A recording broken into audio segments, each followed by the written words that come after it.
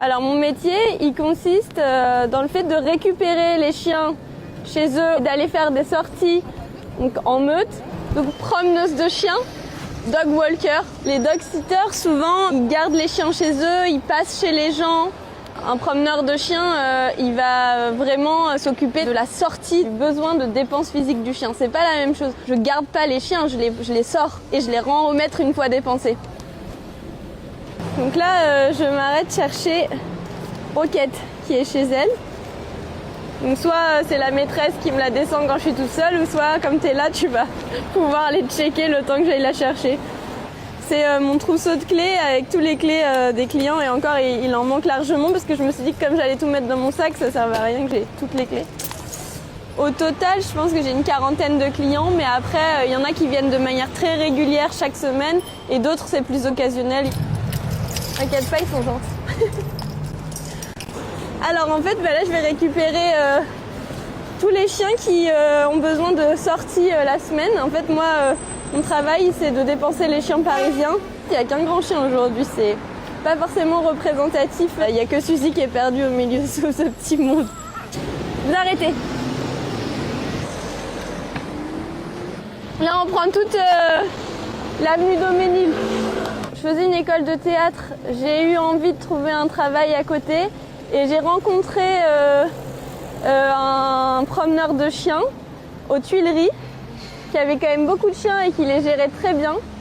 Au fur et à mesure, je m'y suis de plus en plus intéressée. J'ai choisi de faire une formation d'éducateur canin.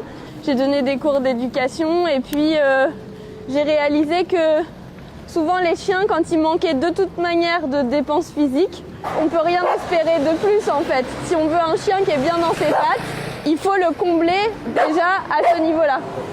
C'est pour ça que j'ai décidé de proposer cette double activité qui est et les balades collectives et l'éducation à côté. Un peu une mission d'avoir des points de rendez-vous pour être toujours bien dans le timing et à l'heure. Tac. Bonne balade. Merci beaucoup. À tout à l'heure.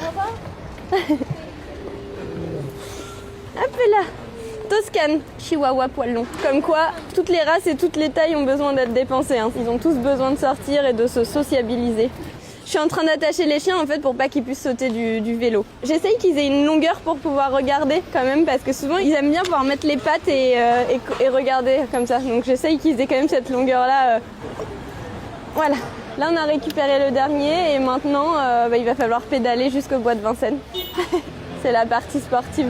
Eux, ils sont bien, ils attendent. Ils savent que le vélo est synonyme de promenade. Les gens comprennent pas forcément que le vélo, c'est juste un moyen de transport pour aller d'un point A à un point B. Et il y en a qui se disent, mais attends, elle promène des chiens dans un vélo, quel est l'intérêt ? L'intérêt, c'est juste que j'avance plus vite que si j'étais à pied. On échappe aux embouteillages. C'est plus écologique aussi, enfin voilà, ça a plein d'atouts aussi. Hein. Mais l'hiver, quand il fait froid toute la journée dehors, par tous les temps, c'est quand même difficile. Parce que tous ces chiens qui sont ici, ils viennent quelles que soient les conditions météorologiques en fait. Là on arrive dans le bois, c'est presque le début de la promenade. Olé, je me mets là. Hop là. Youp! Je vais attacher mon vélo. Suzy t'attend. Je les équipe de longe en biotane. Ça me permet de pouvoir les récupérer si besoin. Donc ils ont quand même toujours quelque chose qui traîne un peu derrière eux. Tu attends Suzy. Chut. Là ma coquille et ma pouette. Je peux pas forcément accepter tous les chiens qui ont vraiment des grandes réactivités envers d'autres congénères, tout ça. C'est un peu compliqué. Il y en a qui peuvent les prendre, décider de les museler. C'est vrai que moi, je n'ai pas trop pris ce parti pris. J'ai des chiens qui peuvent être compliqués à certains égards, mais globalement, c'est des chiens qui sont quand même cool avec les congénères. Nours, va chercher la longe. Prends. Roquette. Oui, tu apportes. Eh bien. Alors Nours, je lui ai appris en fait à aller chercher les longes et me les ramener. Dans le cas où par exemple un chien se sauve et que moi je cours pas assez vite, elle a quand même plus de rapidité que moi. Donc elle va chercher le chien, elle me raccompagne. C'est un peu un gain d'énergie pour moi. Et elle en fait, ça lui permet de remplir aussi ses fonctions de chien de berger. Allez, venez. On va dire que la partie peut-être la plus énergivore de ce travail, c'est la surveillance. Je peux pas rencontrer quelqu'un, discuter avec lui, parce que pendant ce temps-là, je peux avoir un chien qui est sur une odeur, qui n'avance pas. Moi, je continue sans lui. Donc c'est vraiment une attention de toutes les secondes, de tac, tac, tac, checker s'ils sont tous là. Même si Nours m'y aide, je peux pas compter que sur elle. Suzy, elle est tellement folle que ça a demandé pas mal de travail pour que justement elle parte pas trop dans tous les sens. Parce que tu vois, là, cette tendance à embarquer tout le monde. Mon Nours, ça va. Nours, elle est en train de l'attacher. Merci Nours, c'est sympa. Merci Nours. Le fait de promener plusieurs chiens ensemble, bon, déjà au niveau des interactions, au niveau social, c'est intéressant parce que ça leur apprend à communiquer entre congénères. Et ensuite, c'est intéressant aussi au niveau du rappel et du suivi naturel. C'est-à-dire que tous les chiens qui vont avoir ça naturellement vont facilement l'induire chez d'autres qui l'ont moins. Ça crée un effet de meute et en fait ils se suivent, ils ont envie de rester ensemble, de jouer, donc il n'y a pas trop ce côté où ils souhaitent aller voir les copains de l'autre côté. Là c'est mon copain qui va faire sa balade aussi. Souvent on fait notre marche ensemble quand même.